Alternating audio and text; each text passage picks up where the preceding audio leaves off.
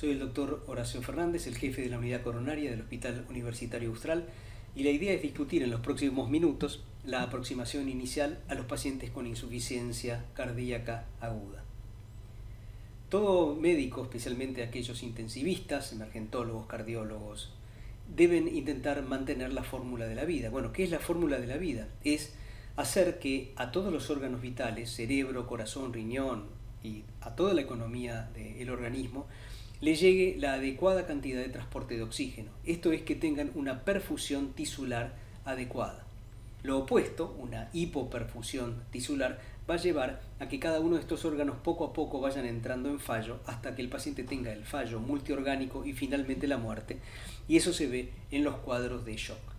¿Qué se necesita para mantener esta perfusión tisular adecuada? Un adecuado transporte de oxígeno. El transporte de oxígeno depende del volumen minuto y del contenido arterial de oxígeno. El volumen minuto obviamente depende del corazón y el contenido arterial de oxígeno fundamentalmente de la cantidad de glóbulos rojos que el paciente tenga y de la función pulmonar.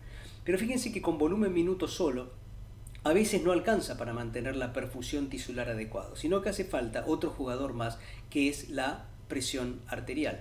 Fíjense, en el caso del shock séptico, uno puede tener un volumen minuto muy importante y sin embargo no perfundir los órganos simplemente porque le falta la presión de perfusión. Entonces, la perfusión tisular adecuada la vamos a garantizar cuando tengamos una buena presión arterial, cuando tengamos un buen volumen minuto y cuando tengamos un buen contenido arterial de oxígeno.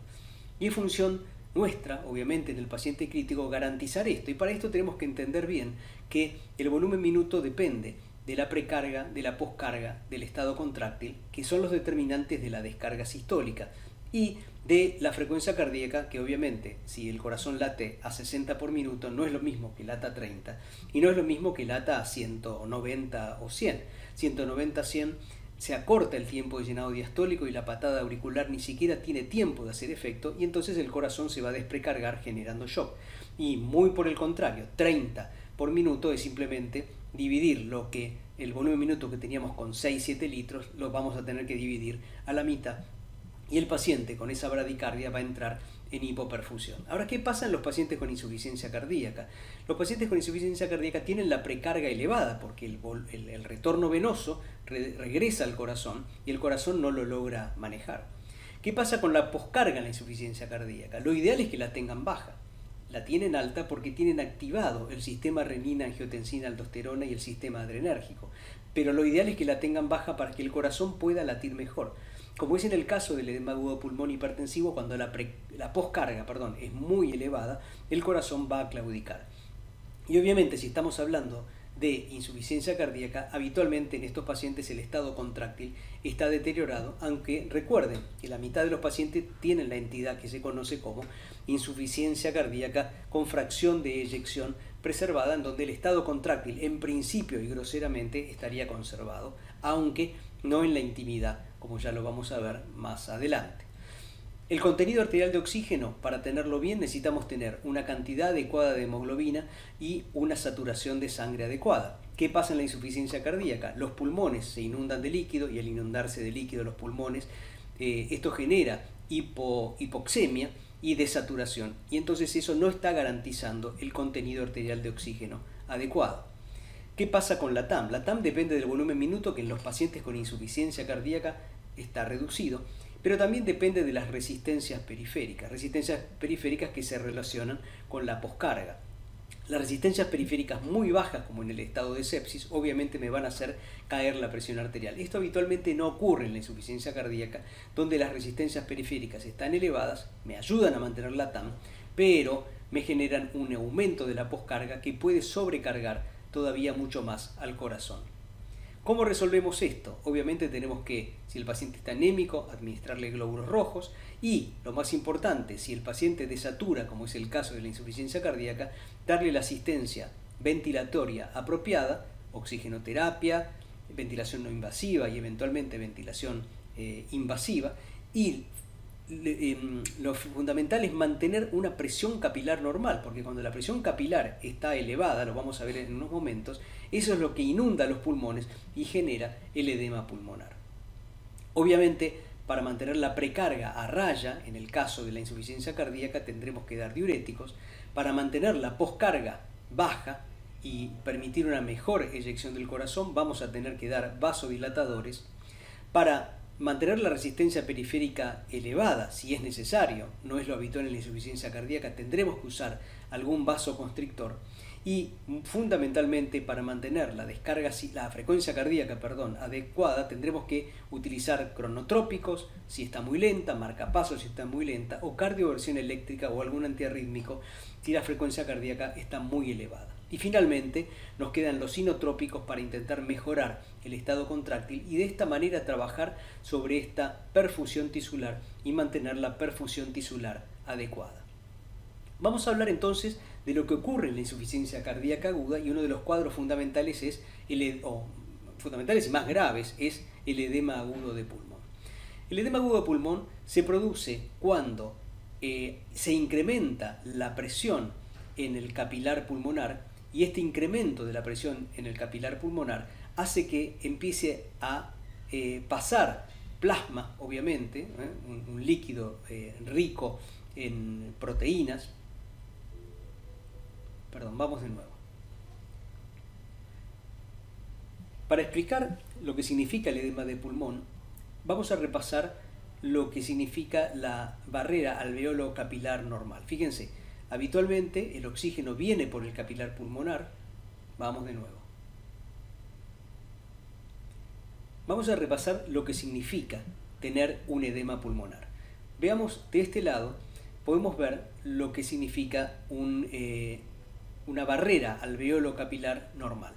Acá tenemos el capilar pulmonar, habitualmente la sangre, los glóbulos rojos, la hemoglobina viene por el capilar pulmonar, lugar en donde se oxigena, merced al pasaje de oxígeno a través de la barrera o la membrana alveolo capilar. Obviamente, algo de líquido siempre se filtra o quiere filtrarse hacia el alveolo, pero este es retenido primero por la presión oncótica que está adentro del capilar, y en segundo, lo que logra pasar es drenado a través del drenaje linfático en el intersticio peribronquio vascular, y de esta manera se mantiene el alveolo completamente aireado, esto significa sin líquido, y permite una adecuada hematosis. ¿Qué ocurre en el edema agudo de pulmón? Bueno, primero, este ocurre porque la presión hidrostática del capilar pulmonar está muy elevada.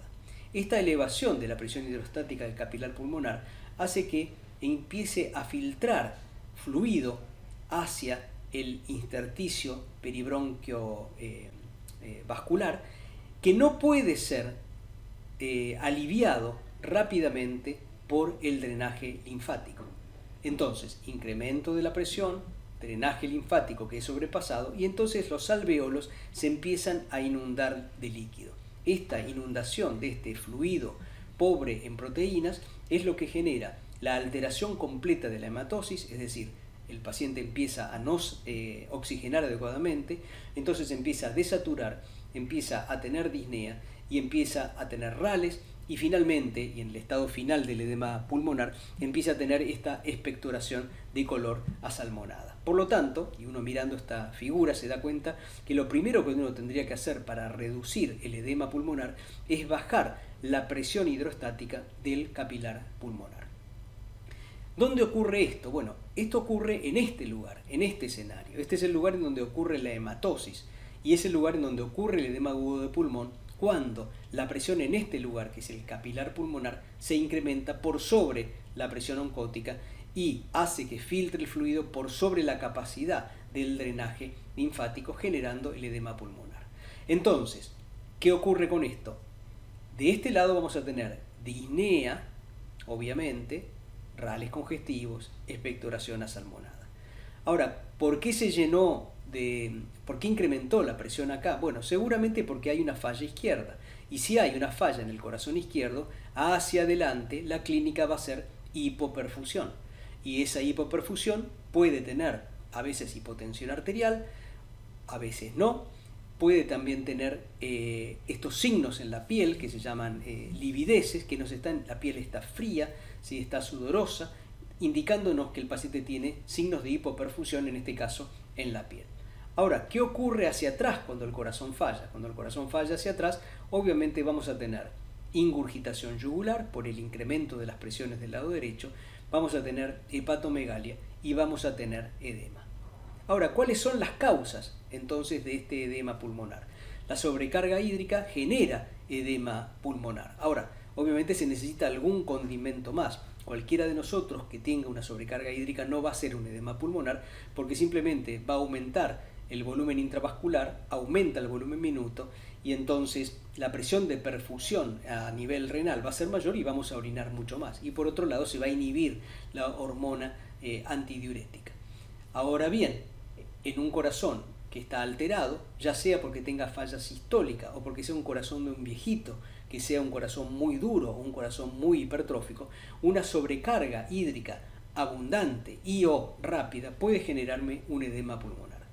La valvulopatía mitral, fundamentalmente la insuficiencia mitral, si es aguda por un lado o si es crónica pero se asocia, por ejemplo, a una sobreexpansión, también me va a generar el incremento de las presiones en el capilar pulmonar con edema pulmonar.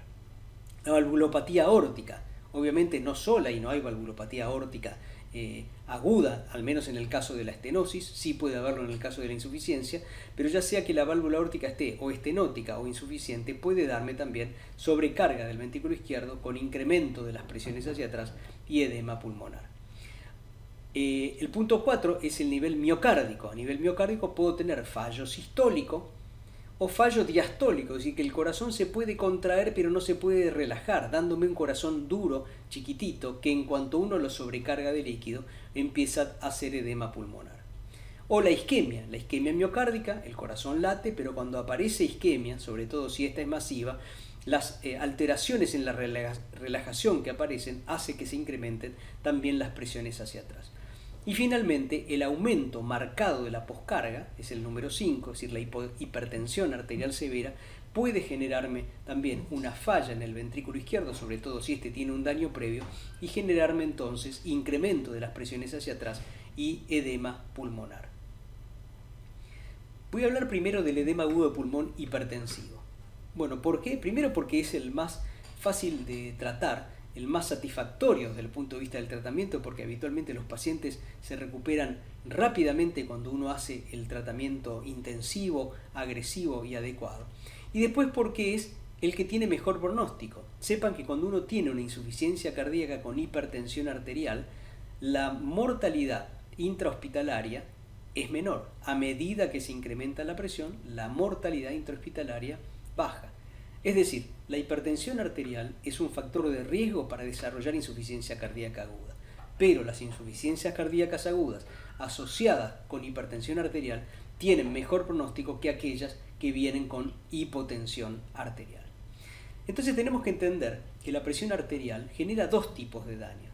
Uno, que es el más frecuente, son los daños dependientes del daño microvascular y el remodelado de los vasos y del corazón, es decir, los efectos crónicos de la hipertensión arterial sobre los distintos órganos que me van a afectar el fondo de ojo, me van a afectar los vasos, me van a afectar el corazón hipertrofiándolo, me pueden dar enfermedad coronaria, me puede dar ACV, me puede dar nefroesclerosis con insuficiencia renal. No es el tema de esta charla, pero sí es el tema de esta charla cuando la hipertensión arterial genera daño dependiente de la presión como concepto hidrodinámico agudo. Y ahí está el edema agudo de pulmón hipertensivo, es decir, la presión arterial sube tanto que hace que el corazón empiece a claudicar, la sangre se acumule en los pulmones y entonces genera edema pulmonar. Claro que hay otros de estos daños que no vamos a tratar ahora, como son el síndrome aórtico agudo, el mayor sangrado de las heridas, la encefalopatía hipertensiva, el aumento del consumo miocárdico de oxígeno que lleva a la isquemia y el ACV hemorrágico. Vamos a hablar ahora entonces del edema agudo de pulmón hipertensivo, que es el tema de esta parte de la charla. Fíjense, esta es la ley de Frank Starling. A mayor longitud del sarcómero, mayor fuerza de contracción. Si yo quiero más fuerza de contracción, tengo que aumentar la longitud del sarcómero. ¿Y esto qué significa? Abrirlo más, incrementar la presión de fin de diástole para incrementar el volumen de fin de diástole. Entonces, si yo quisiera que el corazón lata cada vez con más energía, le podría poner líquido, líquido, líquido, líquido, líquido, y sin duda que va mejorando por el aumento de la longitud de la fibra, mejorando la fuerza de contracción. Pero esto tiene un límite. ¿Y cuál es el límite? El límite es cuando aparece edema pulmonar. Y ese edema pulmonar, que se caracteriza por disnea, ortopnea, rales, desaturación, livideces, pero no por, muchas veces en el caso del edema pulmonar hipertensivo, las livideces no son por hipoflujo, sino por la descarga adrenérgica que la disnea genera. También la placa congestiva, los cometas en el eco pulmonar y obviamente hipertensión arterial, porque estamos hablando de edema pulmonar hipertensivo, pero lo mismo se repite cuando uno trata el edema agudo de pulmón no hipertensivo. Uno tiene que analizar dos parámetros. El primero es la longitud de la fibra, que ahora le vamos a cambiar de nombre y le vamos a poner presión en el capilar pulmonar, porque de alguna manera la presión intraventricular se va a la aurícula izquierda y se va al capilar pulmonar. Entonces uno podría reparafrasear y decir, a mayor presión wedge o mayor presión del capilar pulmonar, mayor fuerza de contracción. Y el otro parámetro que hay que mirar es el índice cardíaco, es decir, la relación entre el volumen minuto y la superficie corporal. Entonces ya no decimos a mayor longitud de la fibra, mayor fuerza de contracción, sino que ahora decimos que a mayor presión wedge hay mayor índice cardíaco. Y obviamente la vida normal se desarrolla acá, con un índice cardíaco mayor a 2,2 y con una presión wedge menor a 18 milímetros de mercurio. Cualquiera de nosotros, con nuestros corazones y nuestros riñones normales, cuando tomamos líquido, mucho líquido o nos expanden, vamos a orinar y volver a esta situación. En cambio, al revés, si nos deshidratamos, vamos a ir bajando la longitud del sarcómero, va a ir bajando la wedge y claro que puede caer el índice cardíaco, pero obviamente vamos a tomar más líquido para volver a esta situación. Entonces, si esto es lo normal, ¿cuáles son las situaciones patológicas? Bueno, una es la hipovolemia. En el caso de la hipovolemia, el corazón está vacío, no tiene presión intracavitaria y entonces el índice cardíaco cae por abajo de 2,2. Solución, expandir al paciente. El otro es la hipervolemia, es decir, se ha expandido tanto al paciente, a un paciente que, por ejemplo, no puede orinar porque tiene insuficiencia renal, o porque se lo ha expandido en forma muy rápida y tiene un corazón muy hipertrófico o un corazón del anciano, y entonces cae en la hipervolemia con elevación de la presión del capilar pulmonar y edema pulmonar. Lo mismo ocurre con la hipertensión arterial severa. En la hipertensión arterial severa lo que ocurre es que no es que falta líquido, lo que falta es la posibilidad de eyectar adecuadamente del corazón. El corazón hace una fuerza enorme para poder eyectar la sangre a través de una válvula aórtica a la que tiene que abrir porque del otro lado están las resistencias periféricas muy elevadas. Esta enorme fuerza le genera isquemia miocárdica y eso incrementa la presión de fin de diástole y me genera edema pulmonar. Y obviamente la disfunción ventricular izquierda que tiene que estar presente para que estas cosas aparezcan. El último punto, el último cuadrante que no es motivo de esta clase, es el cuadrante del shock cardiogénico. Ahora, ¿cómo se llega al shock cardiogénico? Se llega cuando hay tal disfunción ventricular que por más que uno incremente la presión de fin de diástole, no logra nunca alcanzar el índice cardíaco adecuado. Entonces tenemos el peor escenario, el escenario de la presión de fin de diástole elevada con edema pulmonar y el índice cardíaco bajo con hipoperfusión periférica por bajo volumen minuto. Ese es el escenario del shock cardiogénico. Pero en el escenario de la insuficiencia cardíaca habitualmente nos encontramos o acá o a lo sumo muy en este límite. Ahora bien, hemos hablado de índice cardíaco y presión wedge o presión de fin de diástole y ustedes con todo derecho me dirán, bueno, pero no tenemos colocado en un Swan Ganz en todos los pacientes. Yo puedo asumir que un paciente está en el cuadrante normal cuando tiene la presión arterial que es normal, no tiene latido del choque de la punta, su piel es normal, la diuresis es normal, el sensorio es normal, no tiene R3 y no tiene cardiomegalia. Asumo que el índice cardíaco es mayor a 2,2. Ahora, cuando el índice cardíaco es menor a 2,2, habitualmente aparecen estos síntomas. Hipotensión, ¿no? Signos de hipoperfusión, hipotensión, piel fría y sudorosa, livideces, oliguria, deterioro del sensorio, tercer ruido, latido del choque de la punta, cardiomegalia y acidosis metabólica. Y No tengo un SWAM para ver si la presión es mayor o menor a 18 milímetros de mercurio, pero si la presión es menor a 18 milímetros de mercurio, la respiración es normal, no hay rales, la oximetría es normal y la placa es normal. En cambio, cuando hay edema pulmonar, ahí está la disnea, ortopnea, crepitantes, hipoxemia, placa congestiva y expectoración asalmonada.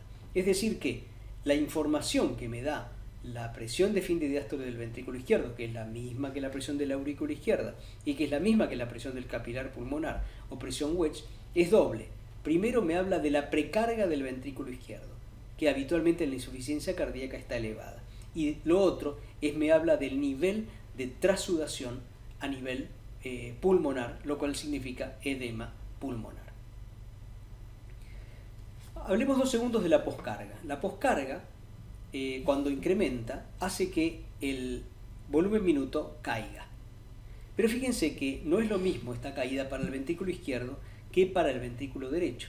El ventrículo izquierdo habitualmente tolera presiones muy elevadas, siempre y cuando esté sano.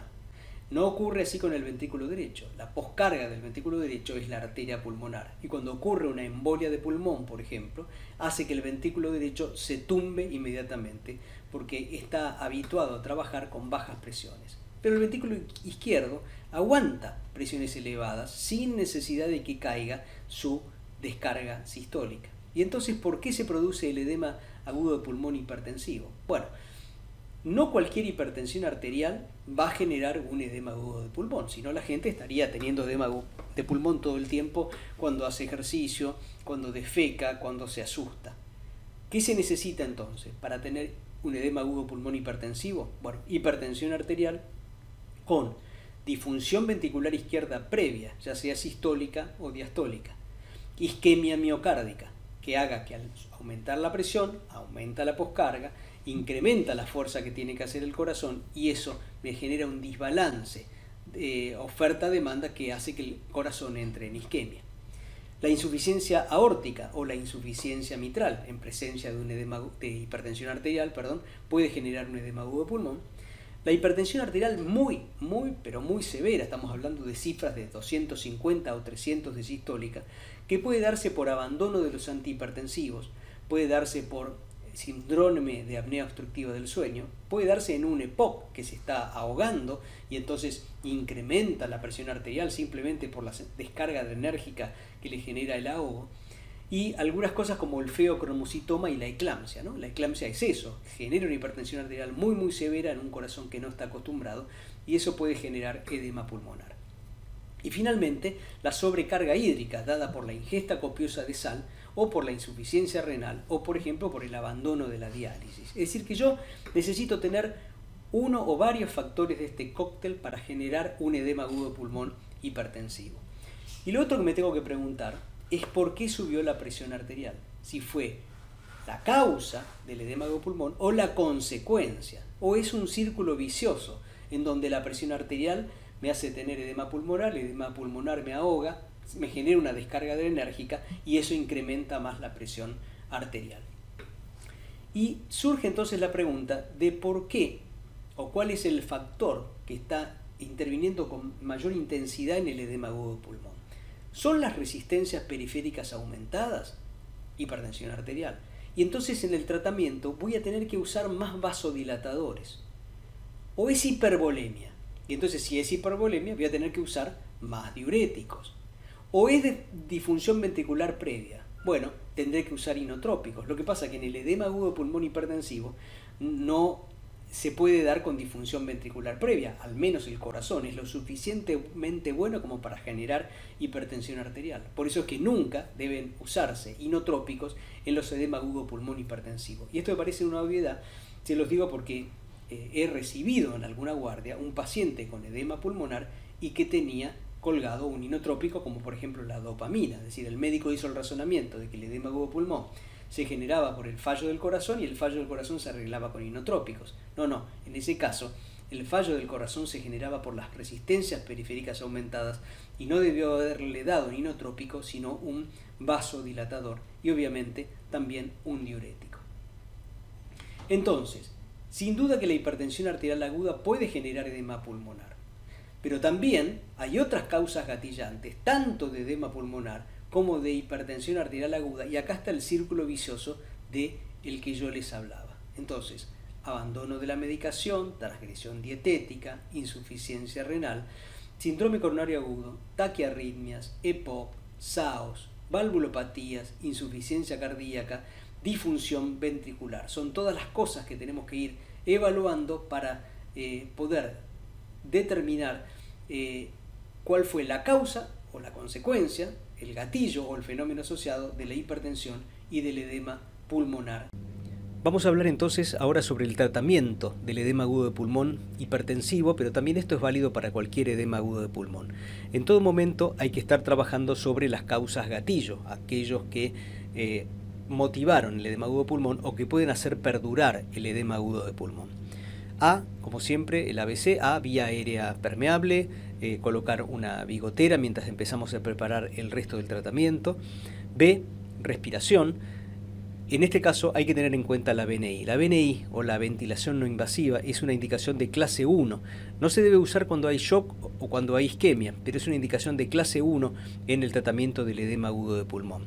La fisiopatología que explica el beneficio es fundamentalmente porque la presión que genera sobre la vía aérea la ventilación no invasiva hace que se incremente la presión intratorácica, y este incremento de la presión intratorácica reduce el retorno venoso, que es justamente lo que queremos cuando tratamos un edema agudo de pulmón.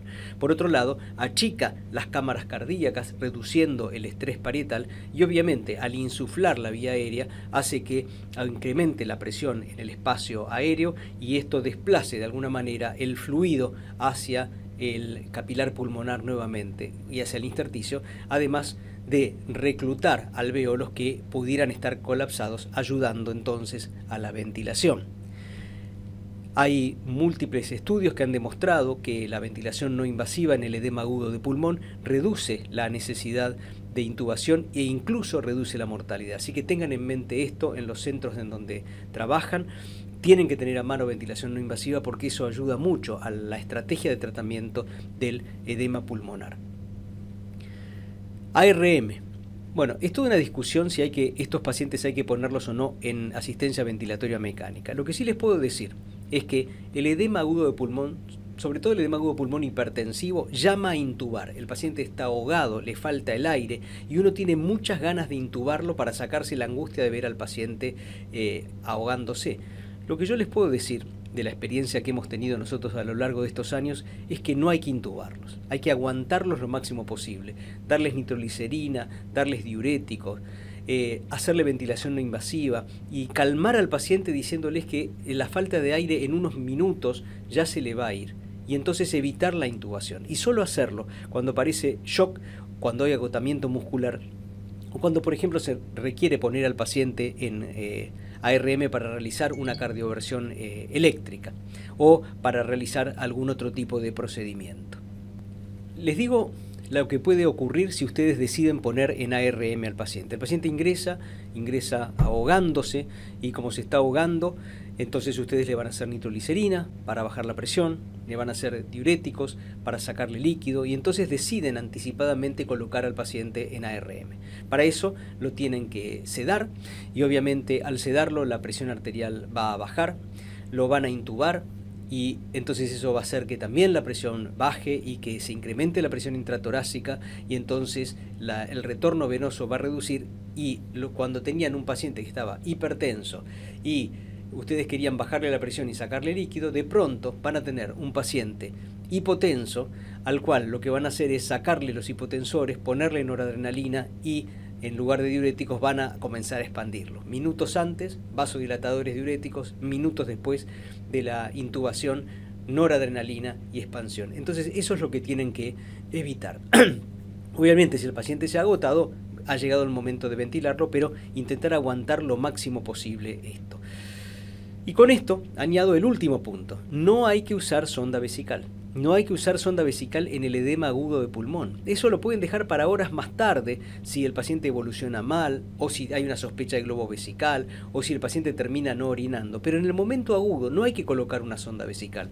Eso no trae ninguna utilidad asistencial, pone nervioso al paciente por dolor, pone nervioso al paciente por incomodidad, la presión sube más todavía y entonces el paciente empeora su edema pulmonar. Posición a 45 grados, saturómetro colocado, y respecto de la C hay que tomar la presión arterial obviamente cada 3 minutos, controlar la frecuencia cardíaca, ver la temperatura para ver si no hay infección, colocar una vía endovenosa y tener siempre a mano un equipo de reanimación. Mirar el electrocardiograma. Dos cosas rápidas a buscar en el electrocardiograma son la fibrilación auricular, porque puede requerir, si es aguda, una cardioversión eléctrica, y buscar signos de isquemia. Colocar dinitrato de isosorbide sublingual. Mientras le pedimos a la enfermera que prepare la bomba de infusión continua con nitroglicerina, con urapidilo o con nitroprusiato, necesitamos ir bajándole la presión urgente al paciente. Entonces, mientras le colocan la vía y preparan todo, podemos darle cada 3 minutos una pastilla de dinitrato de isosorbide sublingual para que vaya haciendo efecto y bajando la presión arterial. Y ahora sí, hay que dar drogas que bajen rápidamente la presión en el edema agudo pulmón hipertensivo. Entonces podemos usar nitroglicerina en dosis altas, podemos usar nitroprusiato en dosis altas, y hay una droga que es novedosa, que es el urapidilo, que no está disponible en todos lados, que también es un vasodilatador que puede usarse en este caso. Usar pocos diuréticos excepto en clara sobrecarga hídrica. Acá el mecanismo del edema pulmonar es vascular, es porque han incrementado las resistencias periféricas. Entonces, con bajar las resistencias periféricas ya tenemos que ir mejorando al paciente, y obviamente podemos darle 1 o 2 furosemidas, pero de ninguna manera hay que darle 5 furosemidas, colocarle goteo, preparar un goteo con múltiples ampollas en este caso. Y bueno, y lo que ya les he comentado respecto de la sonda vesical. Vamos a invertir los últimos minutos en hablar del edema agudo de pulmón sin hipertensión arterial. Como ya les dije, este es un cuadro más grave, porque no hay un gatillante claro vascular que haya deteriorado al paciente, y posiblemente lo que le esté ocurriendo es una progresión de su enfermedad de base y su disfunción ventricular de base. A esto se le llama insuficiencia cardíaca aguda, en inglés ADHF, por si lo quieren buscar en internet, que es la denominación de Acute Decompensated Heart Failure. Uno de cada 3 pacientes hospitalizados mueren o deben rehospitalizarse dentro de los 3 meses. Es decir, que estos son cuadros graves. Aunque ustedes los saquen adelante, son cuadros que, como no tienen hipertensión arterial, hay una patología de base que está comandando el cuadro. Y si bien hay una terapéutica clara para los pacientes con insuficiencia cardíaca crónica, no lo es para la insuficiencia cardíaca aguda, no la hay para la insuficiencia cardíaca aguda. Desde hace 40 años venimos tratando exactamente igual a estos pacientes: nitroglicerina o nitroprusiato y diuréticos. Y en cada internación, además, hay que ir reconstruyendo el corazón que se va destruyendo cada vez más. Cada internación por insuficiencia cardíaca aguda implica que ese corazón estuvo más isquémico, le ha faltado más oxígeno, estuvo expuesto a más tensión parietal, y poco a poco se va deteriorando. Cuando ustedes vean que los pacientes se van internando y se van internando, la disfunción ventricular va progresando y finalmente esos pacientes terminan muriendo. Esta puede ser de novo. Bueno, de novo significa que puede tener un mejor pronóstico si es la primera internación por insuficiencia cardíaca. ¿Por qué? Porque podríamos descubrir causas que ayuden a tratarla. Sin embargo, cuando son descompensaciones de insuficiencias cardíacas previas, en ese caso el paciente está mucho más comprometido. Y hay que, igual que en el edema agudo pulmón hipertensivo, intentar investigar cuál es el predominio fisiopatológico que lo llevó al edema pulmonar. ¿Es vascular? Es decir, ¿hay un marcado incremento de las resistencias periféricas? ¿O es fundamentalmente miocárdico? Y entonces hay un deterioro contráctil, ¿sí?, ya sea agudo o crónico, secundario a una anoxia o a un gatillo, y ver si eso es transitorio o es definitivo. ¿Y esto por qué? Porque en el vascular tengo que hacer predominar los vasodilatadores. Ahora en el miocárdico voy a tener que predominar ya los inotrópicos. Y como siempre, y aparecen muchas diapositivas, buscar aquellos factores gatillantes que puedan haber llevado a la descompensación de la insuficiencia cardíaca, que pueden verlos en rojo en la diapositiva. ¿Se acuerdan de esto, no? Este es el esquema de Forrester, ¿sí?, asociado a la curva de Frank Starling, donde teníamos índices cardíacos altos, índices cardíacos bajos. wedge baja y wedge elevada. Hemos hablado largamente de estos, ¿no? Estos son los que se llaman los tibios y húmedos. Hay mayor sobrecarga hídrica, hipertensión arterial o fallo diastólico, y si predomina la sobrecarga hídrica, daremos diuréticos y pocos nitratos. En cambio, si predomina la hipertensión arterial, daremos más nitratos y pocos diuréticos. Estos son los pacientes que estamos tratando. Pero en aquellos pacientes con disfunción ventricular, que se presentan, entre comillas, descompensados, tenemos que estar atentos a otros cuadros posibles, que no necesariamente son insuficiencia cardíaca. Hay uno que sí lo es, que es cuando el paciente se ubica acá. En ese caso, la curva de Frank-Starling ha bajado, lo cual indica un severo deterioro de la función ventricular, y esos pacientes tienen wedge elevada con índice cardíaco bajo, lo que significa que tienen shock cardiogénicos. Esos pacientes son los que se llaman fríos y húmedos, es decir, están fríos, están hipotensos, ¿sí? Tienen livideces y además tienen rales congestivos y muchas veces tienen edema. Habitualmente tiene una disfunción sistólica severa y en esos pacientes vamos a tener que usar inotrópicos, inoconstrictores y poco vasodilatador, excepto cuando logremos mejorar un poco la presión arterial. Va a haber que usar diuréticos y seguramente estos pacientes vamos a tener que colocarlos en asistencia ventricular. El otro cuadro son los que se llaman fríos y secos, que son las complicaciones hipovolémicas de la insuficiencia cardíaca. Los pacientes vienen hipotensos, vienen sintiéndose muy mal, pero uno no ve que tengan edemas, uno no ve que tengan rales y simplemente están hipotensos. Bueno, deberé buscar algún mecanismo con la ayuda de la placa de tórax, con la ayuda del estetoscopio, con la ayuda del ProBNP o del BNP para intentar detectar si esto no es una complicación hipovolémica de la insuficiencia cardíaca. Fíjense que en este caso voy a tener que expandir al paciente y obviamente no dar ni vasodilatadores ni diuréticos y quizás sí tenga que descartar la infección. Acuérdense que el cuadro de insuficiencia cardíaca aguda descompensada requiere de la presencia de o edemas o yugulares, rales congestivos, frialdad, hipotensión, pero algo que me indique que el paciente está hipervolémico, porque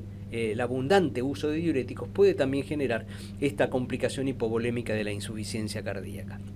Y finalmente están los que se llaman tibios y secos, es decir, tienen buen índice cardíaco, tienen una wedge baja, y entonces la pregunta es, claro, obviamente, acá no hay insuficiencia cardíaca. Lo que hay que preguntarse si ese paciente no se siente mal por otra cosa, ¿sí? No se siente mal, por ejemplo, porque está séptico. Pero bien, nosotros nos vamos a dedicar no al shock cardiogénico, que es motivo de otra clase, sino a estos cuadros, los que se llaman tibios y húmedos, o pueden estar muy limítrofes y entonces también ser un poco fríos y un poco húmedos.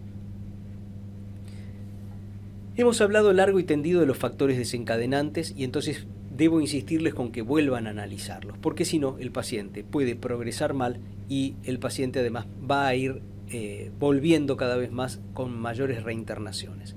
Entonces los factores desencadenantes están en el miocardio, están en las coronarias, están en el sistema eléctrico, arritmias o taquiarritmias o bradiarrítmicas, o ha aparecido un nuevo bloqueo de rama izquierda, o están en las válvulas, o están en el pericardio, por ejemplo tiene una pericarditis constrictiva, o está con un taponamiento cardíaco el paciente, o está fuera del corazón, está en el riñón, el paciente ha progresado en su insuficiencia renal y por eso ha retenido el líquido y ha presentado entonces una mayor insuficiencia cardíaca. O está en los vasos, tiene tal alteración neurohormonal que eso generó la vasoconstricción avanzada. Y entonces investigo si hay congestión sistémica, hígado, yugulares, edemas en miembros inferiores, ascitis, si hay congestión pulmonar, rales, ortopnea, placa congestiva, y si hay bajo volumen minuto, baja presión arterial, livideces y alguna forma, quizá ya sea con vigileo o por eco, que me permite determinar que el volumen minuto está bajo.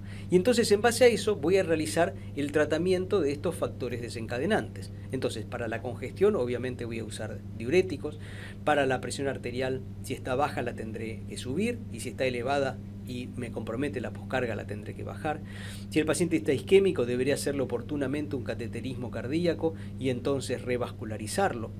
Si el paciente tiene un bloqueo completo de rama izquierda con un QRS ancho, tendré que pensar en resincronizar a ese paciente, es decir, colocarle un dispositivo implantable tipo resincronizador, que habitualmente vienen con un desfibrilador asociado. Si tiene valvulopatías, hay que corregir la valvulopatía. Si tiene un aneurisma ventricular, hay que pensar en solucionárselo.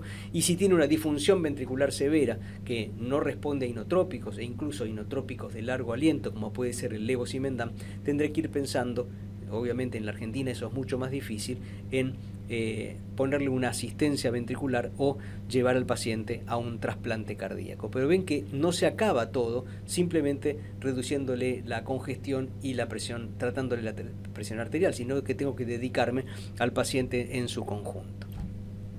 Es importante enseñarle al paciente, los pacientes fundamentalmente con insuficiencia cardíaca crónica, que algo va a anticipar su hospitalización. Este es un estudio muy interesante con un monitor implantable de presión wedge, es decir, de presión intracavitarias, y fíjense cómo en todos los pacientes, ¿sí?, en el momento de la hospitalización, días antes, ya la presión wedge se venía incrementando. Es decir, que si el paciente viene notando que incrementa de peso, empieza a tener más edemas, empieza a tener un poco más de disnea, quizá un paciente bien entrenado que se autoadministre más diuréticos, restrinja los líquidos y restrinja la sal, evite entonces la hospitalización.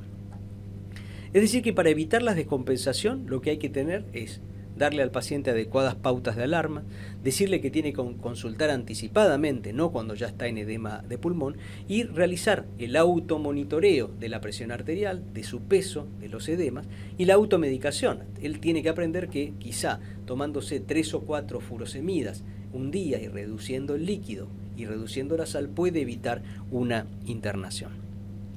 Ya cuando llega la emergencia, lo que hemos charlado, el ABC, vía aérea permeable, adecuada ventilación y tratar con vasodilatadores, diuréticos y con inotrópicos eventualmente.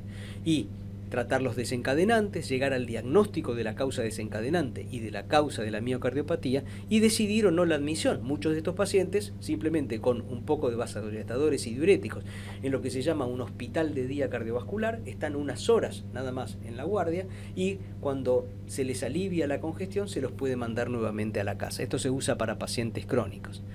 Ahora, cuando ya están hospitalizados, los pacientes ya están mucho más graves, entonces esto requiere un monitoreo continuo.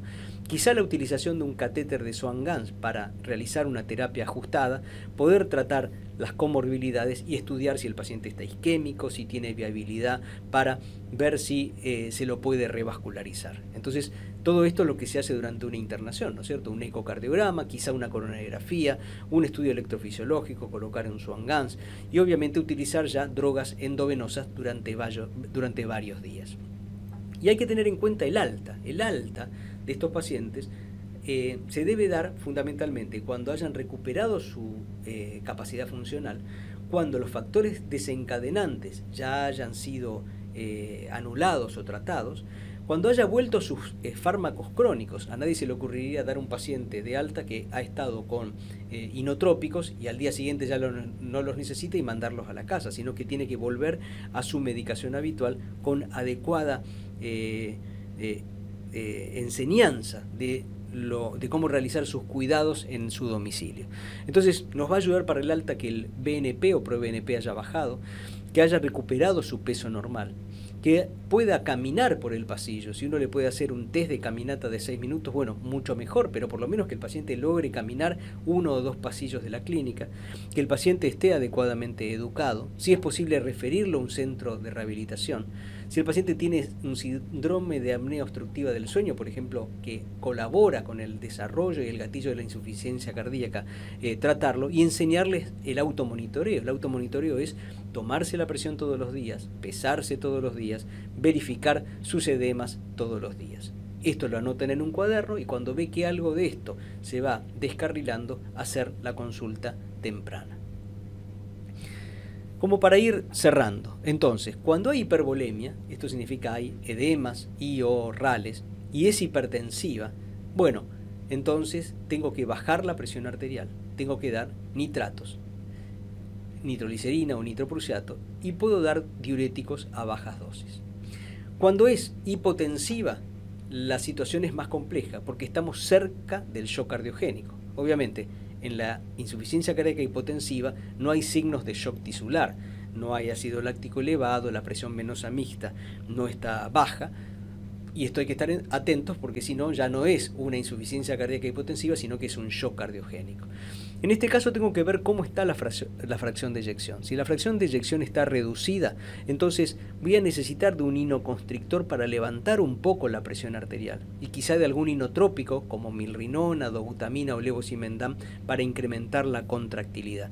Y voy a tener que utilizar diuréticos en altas dosis para decongestionar al paciente y que el paciente orine todo el líquido de más que tiene. Y tendré que pensar en una terapia ajustada. Terapia ajustada es utilizando un catéter de Swan-Ganz. Y también tendré que pensar en la posibilidad de realizar un trasplante cardíaco en un paciente que tiene fracción de eyección reducida, baja clase funcional y tiene múltiples internaciones. Ahora, ¿qué pasa si hay hipotensión arterial pero la fracción de eyección es normal? Bueno, primero me tengo que preguntar si hay otra causa no cardiovascular de que el paciente se esté hipotensando. Por ejemplo, la infección. Lo primero que voy a tener que hacer es levantarle la presión arterial. Entonces tendré que usar algún vasoconstrictor como la vasopresina o la fenilefrina. Tendré que investigar por ecocardiografía si el paciente no se está hipotensando porque tiene gradiente medio ventricular.